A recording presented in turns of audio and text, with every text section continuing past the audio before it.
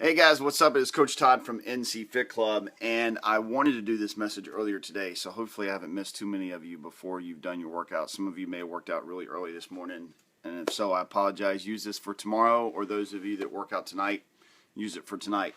I got to tell you, I've been struggling with something really, really bad. For like the last week or so, I have just had this mental roadblock when it comes to tennis. Like all of my lessons have sucked. I can't serve for shit. I switched from a one-hand backhand to a two-handed backhand, and I've just been struggling in my lessons. And my coach has been, and I think I told you guys in a video not that long ago about what he said to me about, there's only two reasons why you not doing it. You either don't want to, or you're just not focusing enough. And we kind of talked about that last week. And I was so discouraged and frustrated yesterday when I got home that I let it get the best of me. And I was watching, I don't know how many of you guys watch Hard Knocks. I'm a big NFL fan, so even though it's not the Panthers, it's the LA Rams this season. And I was watching Hard Knocks last night, and I'm watching these amazing athletes get their ass handed to them by their coaches. Like there was this one guy that the guy was in his, Greg Williams, the defensive coordinator, was like in his face and balling up paper and throwing it at him and is like just cussing him out. And I'm sitting there watching that last night, and I'm sitting there thinking, what in the hell do I got to bitch about with tennis? Like I'm sitting there going, I'm watching these guys who this is their livelihood, this is what their families depend on, and you know that they're going through the mental frustrations, and I'm sitting here applying something to myself and put myself through unnecessary mental BS over tennis, which I'm never going to be a professional at, and I'm never going to make a living at. But it made me think about it. So I'm thinking to myself, why do I do that? And like a friend of ours, Liz, who some of you know that are in our Fit Family group, she was over here working out. We were talking about some issues that she's going through from the workouts, and so I kind of started putting some pieces of the puzzle together, and I wanted to share this with you. I think it comes down to, and I'm going to go hit today, is just like not letting your mind take over when you get frustrated and get really pissed off like I do with myself, because I'm very competitive. And maybe you're competitive when it comes to your goals from a fitness standpoint, whether it's losing that 10 pounds, or maybe you get really frustrated at the scale if you don't lose weight during a certain week, or maybe you get really mad at yourself because your numbers on, if you're tracking your numbers on reps or something, that doesn't go up or whatever. So you could apply it to anything that you do. But my point is that when it comes to whatever it is, whether it's your weight loss goals, me at tennis, you at kicking a bad habit or whatever, the worst thing we can do, which I've been doing to myself, is get so pissed off and mad at ourselves and start talking that negative BS in our heads, because that's what I do. I start telling myself I suck. I start getting really frustrated. I literally almost questioned my coach yesterday and was like, should I even continue? Like, do I even need to keep paying you for lessons? Like, is this even worth me doing? And I never said that to him. But when I was leaving yesterday, I'm driving home, I'm sitting there going, like, I'm sitting there thinking to myself, why would I even let that thought cross in my mind? So, like, how many of you on your fitness journey, your weight loss journey, whatever, have looked in the mirror and been like, is it even worth trying to lose weight? Like, do I even need to try to work out today? Like, why do I even bother not eating fries and ice cream? Like, why do I haven't lost 10 pounds or haven't lost a pound in 2 weeks? Why in the hell am I continuing to do this? Like, those are the same kind of struggles. It's just a different scenario. And so my challenge to you and my challenge to myself today when I go hit is to block out the noise when you start to self-deprecate. And I have a bad habit of letting life kind of invade. So like if I'm dealing with a bunch of BS from life, what up, Jan?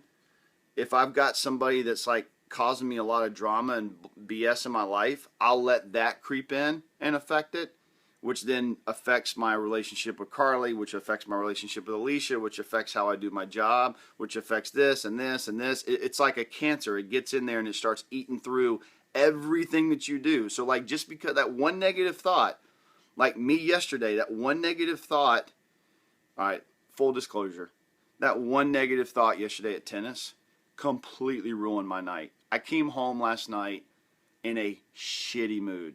Horrible, horrible, horrible mood. Got into a fight with Alicia, was crappy to Carly, just like, I'm like, I'm kind of just realizing this as I'm telling you about it. And Alicia looked at me last night and she was like, "What is wrong with you?" She's like, "Why are you in such a bad mood?" And at the time, I don't think I knew the answer. I think I told her something like, I don't know. I came up with some BS excuse. But now that I'm thinking about it, I know what it was. It was that mental cancer that got into my head yesterday when I started doing all that stupid stuff that we do. And then it just completely took me down that slippery slope of a dark place to where I just unleashed on everybody and everything just because I was mad at myself.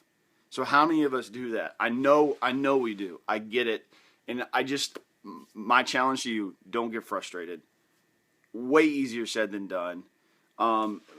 It's like yesterday, my tennis coach looked at me and he was like, because we were practicing serves, right? And serve and backhand, two of the hardest things in tennis, definitely my weakest spots.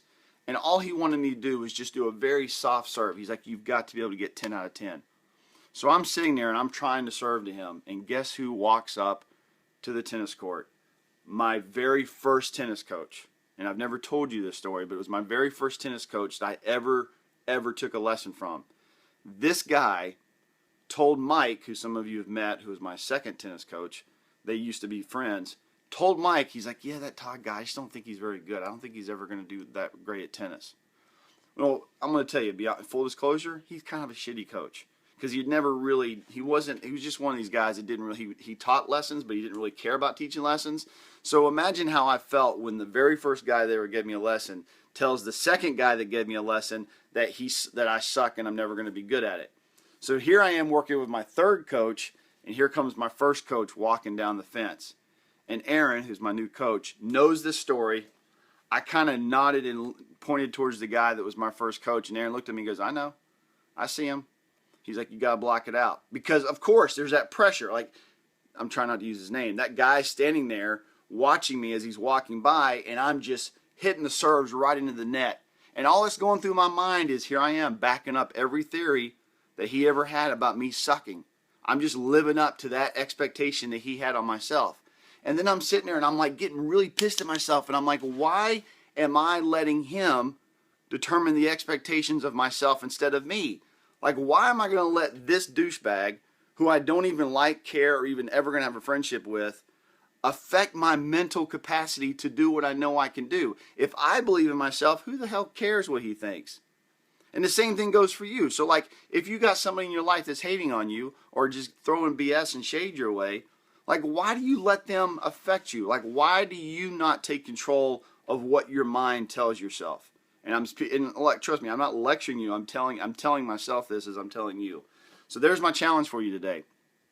I'm going to go hit today with a good friend of mine who I like a lot, somebody that I don't have to worry about hopefully getting in my head. And I'm just going to go into it, and I'm going to set the expectation that I determine who I am and what I'm capable of, not him, not anybody else but me. And I want you guys to do the same thing today. I and I would love for you to comment on this video and tell me your story, or send us a message and tell us how this applies to you in your life. As a matter of fact, as I'm listening to this, I'm going to suggest that I think Sean needs to do a podcast on this. This would be amazing. So what up, Jan? Love you guys. Hey, Dora. Hey, Shelly. Hey, Andy. All of you guys, thanks for tuning in. Like, comment, share, and I will see you guys later on today. And peace out.